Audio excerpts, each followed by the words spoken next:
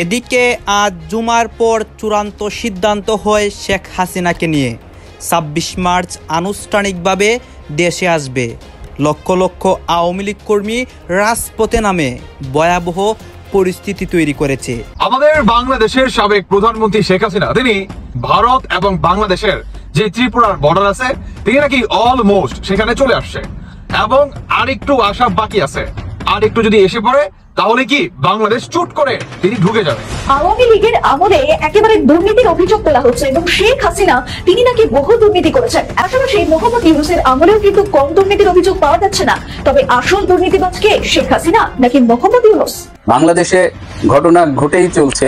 এদিকে খবর পেলাম যে খুব সম্প্রতি উপদেষ্টা পরিষদের মিটিং এ একটি আলোচনা হয়েছে যে তারা এখন ক্ষমতা হারানোর ভয়ে আতঙ্কিত এবং সেখানে আলোচনাটা ছিল এরকম, যদি আওয়ামী লীগ কোনোভাবে ফিরে আসে এবং যদি ক্ষমতায় আসে তাহলে তাদের সবাইকে ফাঁসিতে ঝোলানো হবে।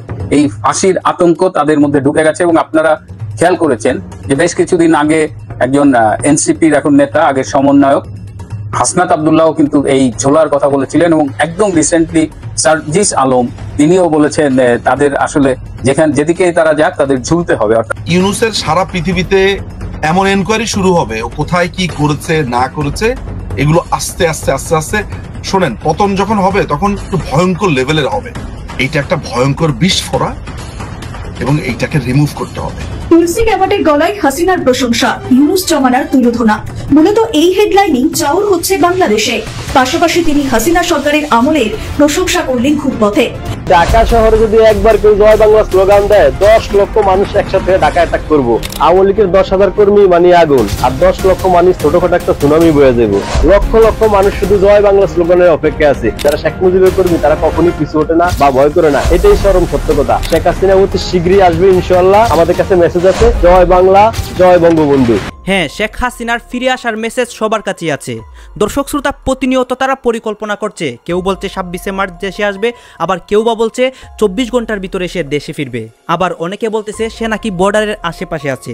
দর্শক শ্রোতা, দেশের মধ্যে কি হতে যাচ্ছে এবং পরিস্থিতি তো আপনারা জানেন যে ভয়ঙ্কর দিকে দেশ কিন্তু মোড় নিয়েছে। এইসব বিষয় নিয়ে ডক্টর ইউনূস এবং সমন্বয়ক উপদেষ্টা সবার উপর অনেক প্রভাব পড়ে, তারাও কিন্তু কঠিন একটি পদক্ষেপ নিতে বাধ্য হয়। গাইজ, এইসব বিষয় পর্যালোচনা করে আমরা অনেক তথ্য পেয়েছি এবং ভিডিও পেয়েছি। সব কিছুই আপনাদের সামনে এক এক করে ধারাবাহিকলি তুলে ধরবো। ভিডিওটা কিছুটা লং হবে কিন্তু অনেক তথ্য জানতে পারবেন। আপনারা সম্পূর্ণ ভিডিও দেখলে অবাক হয়ে যাবেন সর্বশেষ দেশের অবস্থা কোন জায়গায় গিয়ে দাঁড়ায়। আসুন এই নিউজগুলো আগে দেখে আসি এবং ভিডিও শেষে আমাদের গুরুত্বপূর্ণ মন্তব্য করি। এই ডক্টর ইউনূস যে কত বড় মীর জাফর রে ভাই, মানে তিনি পুরো সুখে মনে করেন 360 ডিগ্রি অ্যাঙ্গেলে প্রতিনিয়ত তিনি ঘুরে যায়। কেন তিনি ঘুরে যায় বলেন তো? আচ্ছা ডক্টর ইউনূস, আপনি কি গিরগিটি? আপনার কি লজ্জাবোধ নাই? আপনি আসলে কোন পুলিশের কাছে আপনি আস্থা রাখতেছেন বলেন তো? যে পুলিশকে নাকি মেরে ঝুলায় রাখছিল, যে পুলিশকে নাকি গণ হত্যা করে মানে থানার ভিতরে ঢোকে আপনার জবাই পর্যন্ত করছে, যে পুলিশকে নাকি আগুন দিয়ে জ্যান্ত পুরো জ্বালাই দিছে, যে পুলিশ পরিবারকে এই সরকার থেকে, রাষ্ট্র থেকে একটা মানে 1 পয়সা পর্যন্ত কিংবা আপনার কোন মিডিয়া পর্যন্ত এদের প্রচার প্রচারণা করে নাই। কেউ যায়া সরকার থেকে কোন ধরনের সহায়তা পায় নাই, রাষ্ট্রীয় কোনো সম্মান পায় নাই। তাহলে এই পুলিশের উপরে আপনি কিভাবে আস্থা রাখতে পারেন বলেন? কিভাবে আপনি ডিজার্ভ করেন যে আপনি পুলিশের কাছ থেকে এত বড় ফিডব্যাক পাবেন? কিভাবে করেন বলেন?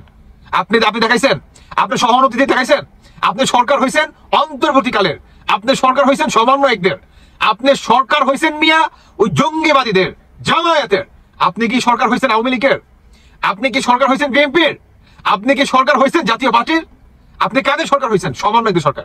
আপনি 5 আগস্টে কিংবা আপনি এই 6 থেকে 8 আগস্ট আপনি বসতে না বসতে আপনি বলেন নাই যে আপনাকে নিয়োগ করছে সমন্বয়কারীরা, আপনাকে নিয়োগ করছে এই বৈষম্যরা, অতএব এরা যেভাবে বলবে আমি দেশটাকে সেভাবেই পরিচালনা করব। তাহলে শুনেন, একটা দেশের সরকার হয় সমস্ত জনগণের। তিনি তার আলাদা একটা আপনার পলিটিক্যাল পার্টি থাকতেই পারে, দ্যাট মিনস এটা না যে তিনি শুধু তার ওই দলকে নিয়ে কাজ করবে, হ্যাঁ, তার ওই দলের পরিবার আত্মীয় স্বজন তাদেরকে নিয়ে কাজ করবে, আর বাকি সবাই জাহান্নামে যাও। মিয়া আপনি শুনেন, আপনি আসলে একটা এলাকা ভিত্তিক, গ্রাম ভিত্তিক একটা মেম্বার পাওয়ার যোগ্যতা রাখেন না, কারণ আপনি নিরপেক্ষতা ছিল না আপনার ভিতরে। আপনার ভিতরে শুরু থেকে ছিল জাউরামি। কারণ আপনি কি লেভেলের জাউরামি আপনার ভিতরে থাকলে আপনি আসতে না আসতেই আপনার যে একটা মানে কোটি কোটি টাকা যে একটা ছিল, কর ছিল, আপনি আসতে না আসতেই আপনি হাইকোর্ট থেকে সমস্ত কিছু কি মওকুফ করে নেন, আপনি বসতে না বসতেই। আমরা এগুলো দেখি নাই? আপনার নামে যতগুলো কেস মামলা ছিল সমস্ত কিছু আপনি মিটিয়ে ফেলেন। এগুলাকে আমরা বুঝি না? আমরা বুঝি না, আমরা ফিটার খাই। আর আপনি সেই পুলিশের উপর এখন কাঁঠাল ভাঙ্গিয়া খাওয়ার আপনার পরিকল্পনা না, যে এখন সেনাবাহিনী তো কথা শুনছে না। আর যেখানে সেনাবাহিনী শুনছে না সেখানে পুলিশের কি ক্ষমতা আছে? হ্যাঁ, আর পুলিশ কি পুলিশের সেই আগের অবস্থানে ফিরে যেতে পারবে? আজকে যদি পুলিশ কোন একটা সমন্বয়, একটা বেআইনি কাছে সমন্বয় করতে হবে, হাতে নাতে পুলিশ ধরলো, তারপরের দিনই তুমি আপনার আন্দোলন করবেন। হ্যাঁ, তারপরের দিনই সেই পুলিশ অফিসারকে নিয়ে আপনারা মনে করেন জেল হাজতে ঢুকাবেন আপনার, এবং তাকে রিমাইন্ডে পর্যন্ত নেওয়া হবে। এবং আপনারা এই ট্র্যাকটা পর্যন্ত লাগিয়ে দিবেন স্পষ্টভাবে, যাতে স্টেট ফরওয়ার্ড যে এই পুলিশ বর্তমান কাজ করছে আপনার স্বৈরাচার শেখ হাসিনার এই হুকুম অনুযায়ী, তাই না? এইভাবে আপনারা ট্যাগ লাগিয়ে দিবেন। তো আপনাদের কি চিনে না? আপনাদেরকে মানুষ কি জানে না? আর আপনি এই সরকারে আইসা বলতেছেন যে এখন পুলিশ মানে আইন শৃঙ্খলা না।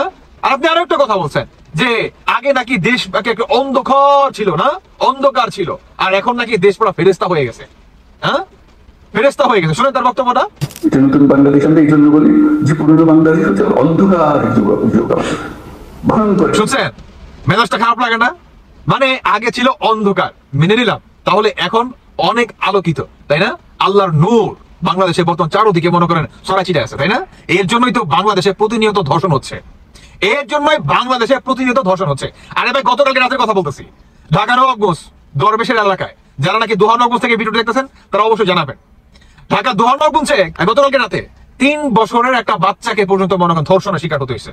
3 বছর। কেন অ্যামেজিং দ্যাট? আপনি কল্পনা করতে পারেন বর্তমানে আসলে কোন সরকারের আন্ডারে আমরা বসবাস করি? আর এই সরকার বলতেছে যে আগে ছিল অন্ধকারে পুরো বাংলাদেশটাকে ঢাকা। মানে কি সুন্দর তিনি মনে করেন মুভমেন্ট, তার হাত পায়ে দেখছেন আপনি? হ্যাঁ, মুখের কি এক্সপ্রেশন দেখছেন আপনি?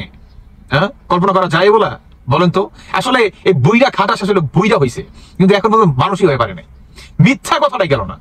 এখন যে বাংলাদেশে কি পরিমাণ আপনার হত্যাকাণ্ড, মব জাস্টিস, মব ক্লিন, ধর্ষণ, ডাকাতি, চুরি, ছেচ্চর কি পরিমাণ যে মানে বাড়ছে রে ভাই, কোন একটা আপনার কি বলে এই মানে দেশে এই ধরনের কখনো হতে পারে না। অন্তত এই সোনার বাংলাদেশের মানুষ এগুলো করে বাঁচতে পারে না। আর তিনি প্রতিনিয়ত মিথ্যা কথা মনে করেন বইলাই গেতেছে। ভাবা যায় এগুলা? তবে যাই হোক দর্শক বন্ধুরা, বর্তমান আমাদের বাংলাদেশের সেনাবাহিনী আপনার এবং অন্তর্বর্তীকালীন সরকারের ভিতরে বিশাল একটা ফাটল মনে করেন তৈরি হয়ে গেছে। ইনশাল্লাহ দেখতে পারবেন যে শেখ হাসিনারও আসতে আরো বেশি দিন বাকি নাই। আওয়ামী লীগ আগামী নির্বাচনে অংশগ্রহণ করছেন। আওয়ামী লীগ যে কোনো মূল্যে নির্বাচনে অংশগ্রহণ করতে চায় এবং একটি মহল তাদেরকে নির্বাচনে অংশগ্রহণ করার সুযোগ করে দিতে চায়। বাংলাদেশে আওয়ামী লীগের এখন যে পলিসি, যেটা আমি প্রায় 3-4 মাস আগেও বারবার বলেছিলাম, যে আওয়ামী লীগের উদ্দেশ্য হচ্ছে তারা যে কোনো মূল্যে আগামী সংসদ নির্বাচনে অংশগ্রহণ করা এবং যে কোনো মূল্যে সর্বনিম্ন সংখ্যক সিট পেয়েও যদি তারা সংসদে ঢুকতে পারে, এটাই তাদের বিজয়, এটাই তাদের মূল ষড়যন্ত্রের বীজ বপন শুরু। কেন বলছি এই কথা? আওয়ামী লীগ জানে যে তারা যদি সংসদের বাহিরে থাকে তারা নিশ্চিহ্ন হয়ে যাবে, তাদের দল নিষিদ্ধ থাকা অবস্থায় তারা কোনো কার্যক্রম করতে পারবে না, ষড়যন্ত্র করতে পারবে না, দেশি বিদেশি মানুষকে আকৃষ্ট করতে পারবে না। যে কারণে তারা তাদের প্রয়োজনে শেখ হাসিনার নাম বাদ রেখে, শেখ পরিবারকে বাহিরে রেখে, এবং সেটা যে প্রয়োজনে বাদ রাখবে কিংবা বাহিরে রাখবে সে এমনটা নয়, বরং শেখ হাসিনার পরামর্শেই এই কার্যক্রমটা তারা করে যে কোনো একজন তৃতীয় ব্যক্তিকে, ধরেন সাবের হোসেন চৌধুরী কিংবা অন্য XYZ তাদের আওয়ামী লীগের নেতা, তাদের যে কারণে নেতৃত্বে একটা এগ্রিমেন্ট করে তাদেরকে নির্বাচনের পথে নিয়ে আসা হবে। আওয়ামী লীগ ভালো করে জানে যে আওয়ামী লীগের যদি একটা খোরা, লুলা, ল্যাংড়া, চোখ নাই, হাত নাই, পা নাই, কিচ্ছু নাই, শুধু বলা হয় লোকটা আওয়ামী লীগ, ওর জাত পাত বংশ যা আছে সবাই এসে সেখানেই ভোট দিবে, এটা আওয়ামী লীগ ভালো করে জানে। এবং আওয়ামী লীগ এটাও ভালো করে জানে যে আওয়ামী লীগের যেই এখানে নির্বাচন করুক কিংবা না করুক, শেখ হাসিনা যখন আবার ফিরে আসবে কিংবা আসার প্রয়োজন বোধ করবে, কিংবা শেখ পরিবারের যে কেউ যখন বাংলাদেশের রাজনীতি ইন করবে, তখন এখন যারাই নেতৃত্ব দেখ না কেন তারাই তাকে স্পেস তৈরি করে দিবে এবং তার জন্য কাজ করবে। আজকে সে কারণেই আওয়ামী লীগকে নতুন করে নির্বাচনে আনার জন্য পার্শ্ববর্তী দেশ ভারত চক্রান্ত শুরু করেছে। পাশাপাশি বাংলাদেশেরও ইতিমধ্যেই শোনা যাচ্ছে রাজনৈতিক অঙ্গনের কিছু কিছু জায়গায় তারা সমন্বয় করে আগামী নির্বাচনে তাদেরকে রাস্তায় রাখতে চায় কিংবা অংশগ্রহণ করাতে চায়। কিন্তু বাঙালি এই কয়েকদিনই ভুলে গেল 2000 মানুষের হত্যার কথা, 30 থেকে 50,000 মানুষ এখনো কাতরাচ্ছে বেডে, হসপিটালে, সেই কথা। আওয়ামী লীগ যে জাতে একটি খারাপ দল এবং তারা যে জাতে মাতাল তালে ঠিক, যখন যেটা প্রয়োজন সেটাই যে তারা করবে, এটা বাঙালি এত অল্প সময়ে ভুলে গেছেন। এই আওয়ামী লীগ যে কোনো মূল্যে আপনার ছলছাতুরি করে শুধু নির্বাচনে অংশগ্রহণ করবে, নির্বাচনে অংশগ্রহণ করে তারা যে কোনোভাবে হোক তারা তাদের ভোট নিয়ে হোক, যেভাবে হোক, 2-4টা সিট হোক, যা হোক, তারা সেখানে জয়যুক্ত হয়ে আসতে চায়। প্রয়োজনে শেখ হাসিনার আসনে শেখ হাসিনা দাঁড়াবে না, তার দলের একজন নিশ্চিত জয়ী হবে এরকম একজন ব্যক্তিকে সেখানে নিয়ে দাঁড় করিয়ে এমপি বানিয়ে হলেও সংসদে তারা ঢুকাতে চায়। এটা আওয়ামী লীগের একটা পলিসি। আওয়ামী লীগ সবসময় মন্দের রাজনীতিতেও তারা বিশ্বাসী, সুদিনের রাজনীতি তো তারা ভালো করে কেমন করে সেটা তো গত 16 বছর এদেশের জনগণ দেখেছেন। এই আজও আওয়ামী লীগ সেই পরিকল্পনা নিয়েই মাঠে নামছে। আমি বাংলাদেশের রাজনৈতিক দলগুলোর কাছে বলছি, যারা মনে মনে ভাবছেন যে আওয়ামী লীগ ধ্বংস হয়ে গিয়েছে, এরা নির্বাচনে আসলেই বা কি, না আসলেই বা কি, ব্যালট পেপারে একটু সুযোগ করে দেই। আপনারা যারাই এই সুযোগটা করে দেওয়ার জন্য সবচেয়ে বেশি মাতামাতি করবেন, আপনি বাংলাদেশের সবচেয়ে বেশি ক্ষতিগ্রস্ত হবেন। কারণ আপনি যে উদ্দেশ্যের চিন্তা করে আওয়ামী লীগকে প্রতিষ্ঠিত করতে চান, সেই উদ্দেশ্য আপনার জন্য হিতে বিপরীত হবে। আওয়ামী লীগের ভোট ব্যাংক যেটা থাকবে, সেই ভোট ব্যাংকটা আজকে যখনই তাদের এই খুন খারাপির এত অপরাধের পরেও তাদেরকে সুযোগ করে দিবেন, ওরা যারা খুনি, তারা তো এই খুনের বদলা, খুনের জন্য যে শাস্তি সেটা আওয়ামী লীগ দিতে যাবে না। তারা তো খুন করলেও জায়েজ মনে করে, না করলেও জায়েজ মনে করে। তারা তো তাদেরকে একটা ধর্ম বানিয়ে ফেলেছে। অর্থাৎ তারা যারা অনুসারী, তারা তাদের প্রার্থীকেই ভোট দিবে। যেটা ক্ষতি হবে সেটা হচ্ছে বাংলাদেশের গত 15 বছর পর্যন্ত যে জুলুম অত্যাচার করে নিপীড়ন করে বাংলাদেশ থেকে এই দলের নেত্রী পালিয়ে গিয়েছে, সেই যে একটি চোরার দল, এই দলটাকে আবার আপনারা প্রতিষ্ঠিত করার একটি সুযোগ করে দিবেন। এবং এটাই আমাদের জন্য ভয়াবহতা যে আমাদের দেশে এত বড় একটা গণহত্যা হওয়ার পরেও তাদেরকে নিয়েই আবার আমরা টানাটানি করছি, কিংবা তাদেরকে সুযোগ করে দেওয়ার জন্য দৌড়ঝাঁপ শুরু করেছি। আমি মনে করি রাজনৈতিক দলগুলো এর জন্য দায়ী থাকবেন, এবং এই অবস্থা যদি তৈরি হয়, বাংলাদেশের সর্ববৃহৎ দল থেকে শুরু করে সর্বনিম্ন দল সকলেই সেজন্য দায়ী থাকবেন। কারণ এদেশের জনগণ 5ই আগস্ট শেখ হাসিনাকে তাড়িয়েছে, শেখ হাসিনা বাংলাদেশ থেকে পালিয়েছে, তিনি তার রাজনৈতিক জায়গাটার অবস্থান ক্লিয়ার করবেন, কোথায় থাকবেন কি থাকবেন না এটা আমাদের দেখার বিষয় না। তো যেই দলের নেত্রী বাংলাদেশ থেকে পালিয়ে যেতে পারে, সেই দল তো বাংলাদেশে বিচরণ করার কথা না, নতুন করে আসার কথা না, তিনি তো পালিয়ে গিয়েছেন। তো তাকে নিয়ে আপনার আমাদের একটা চিন্তা কেন, যে একেবারে সবাইকে নিয়ে নির্বাচনের চিন্তা, এরকম করেন কেন আপনি? 15 বছর পর্যন্ত অনৈতিকভাবে বাংলাদেশে ভোট করেছে, তারা এককভাবে ক্ষমতায় থেকেছে। আগামী 15 বছর এই আওয়ামী লীগকে ধারে কাছেই ভেটতে দিবেন না। 15 ইয়ার্স পরে আপনি আওয়ামী লীগের সাথে আপোষ করবেন না, ততদিনে তারা ক্ষমা চাইবে, নতুন প্রজন্ম আসবে, সেই সময় পর্যন্ত হাসিনা থাকবে। বিভিন্ন মন্তব্যের মধ্যে এই একটা মন্তব্য করার পর, এই যে আমরা জয়েন্ট অ্যাকশনে নামবো, পুরো বাংলাদেশ প্রশাসনের মধ্যে একটা থরহরি কম্প হয়ে গিয়েছে। এক কথা, বাংলাদেশ উপদেষ্টা মন্ডলী যারা আছে, সেই উপদেষ্টা মন্ডলী তারা এখন ভাবছে যে আমরা থাকবো কি থাকবো না, রিজাইন করে পালিয়ে যাবো কি পালিয়ে যাবো না, এই একটা দোটানায় রয়েছেন। ইতিমধ্যে হয়েছে কি, এই প্রথম দিন তুলসী গেবার রায়সিনা যে সম্মেলন, সেখানে যে বক্তব্যটা রেখেছিলেন, তারপরই তুলসী গেবারের ওই মুখনিশ্চিত বাণী শোনার পর ওয়াকারুজ্জামান ছুটে যান ডক্টর ইউনূসের কাছে।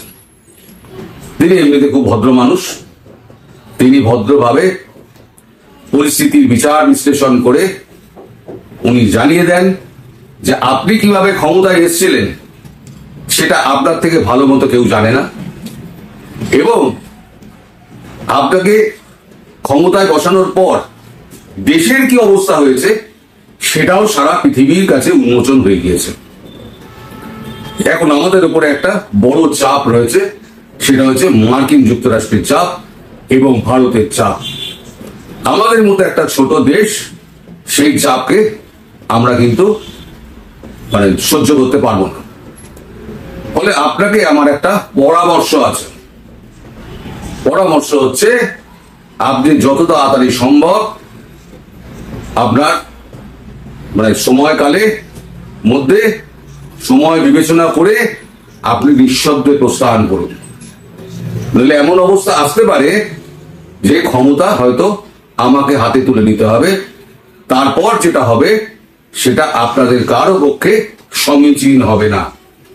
আমি এটা আপনাকে পরামর্শ দিয়ে গেলাম, কোনো সাবধান বাণী নয়। আপনাকে বয়োজ্যেষ্ঠ, আপনাকে আমি পরামর্শ দিয়ে গেলাম। এই পরামর্শ আপনি নেবেন কি নেবেন না সেটা আপনার ব্যাপার। পরে বলতে পারবেন না যে আমি কোন রকম আগাম আপনাকে কোনো বার্তা দিইনি। এইখানে অনেক কথা হচ্ছে এবং দেশের পরিস্থিতি নিয়ে সবাই সবার মন্তব্য প্রকাশ করে, বিশেষ করে শেখ হাসিনার দেশে ফিরে আসা নিয়ে অনেকে অনেক কথা বলে, এবং সমন্বয়ক উপদেষ্টা ডক্টর ইউনূস তাদের উপর কী প্রভাব পড়ে তারা কিন্তু অনেক কথা বলতেছে। দর্শক শ্রোতা, অনেকেই কিন্তু তাদের কথার মাধ্যমে আমাদের দেশের মধ্যে অনেক অস্থিরতা ছড়ায়, এবং সেই কথাগুলোর মাধ্যমে আমাদের দেশের সাধারণ মানুষরা বিভ্রান্তির মুখে পড়ে।